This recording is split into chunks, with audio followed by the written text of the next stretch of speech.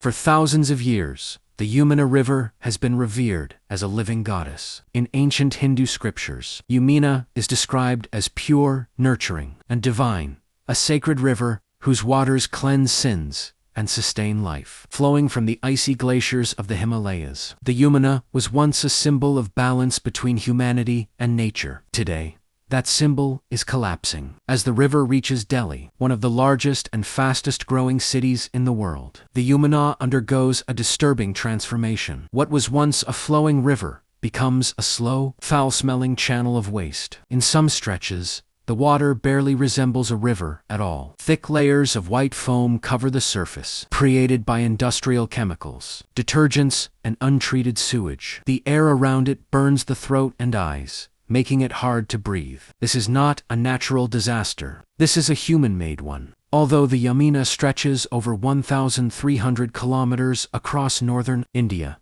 nearly 70% of its total pollution comes from just a 2% stretch flowing through Delhi.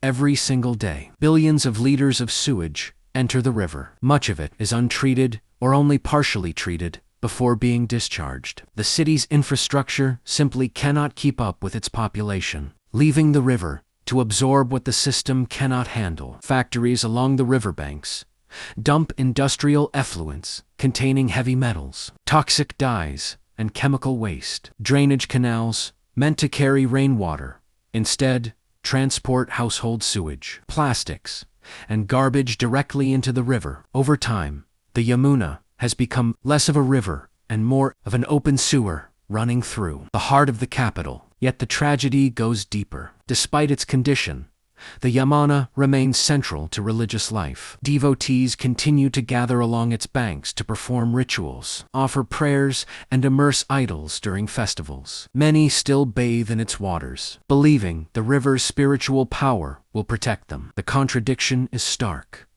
A river worshipped as holy, yet physically dangerous. Communities living near the Yamuna suffer the consequences daily. Skin diseases, respiratory problems, gastrointestinal infections, and waterborne illnesses are widespread. Children grow up playing near toxic water, while families rely on groundwater already contaminated by seepage from the river. The pollution does not stay in the water. It spreads into the soil, the air, and the food chain. The collapse of the Yamuna did not happen overnight. It is the result of decades of rapid urbanization, political neglect, and misplaced priorities. As cities expanded, rivers were treated not as living ecosystems, but as convenient dumping grounds. Development came faster than planning, and economic growth took precedence over environmental protection.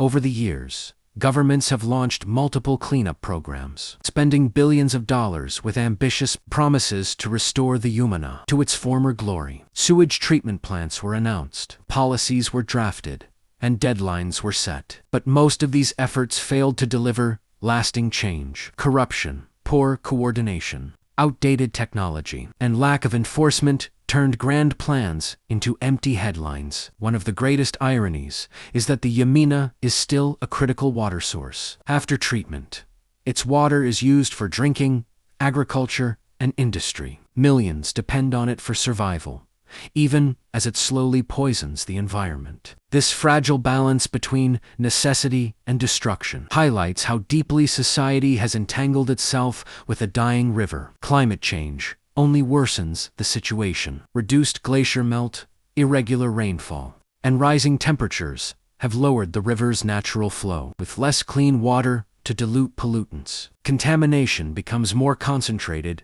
and more dangerous. In some seasons, the Yamuna in Delhi consists almost entirely of wastewater. The story of the Yamuna reflects a global crisis. Around the world, sacred rivers, lakes, and ecosystems are being sacrificed in the name of convenience and consumption. What makes the Yamuna especially haunting is the moral contradiction it exposes. How can a society revere a river as divine while allowing it to become biologically dead? Environmental experts warn that without drastic action, parts of the Yamuna may reach a point of no return. Aquatic life has already nearly vanished in polluted sections. Fish populations have collapsed, and biodiversity has been replaced by bacteria that thrive in toxic conditions. A river that once supported life now struggles to survive itself. Still, hope has not entirely disappeared. Environmental activists, scientists, and citizen groups continue to fight for the Yamuna's survival.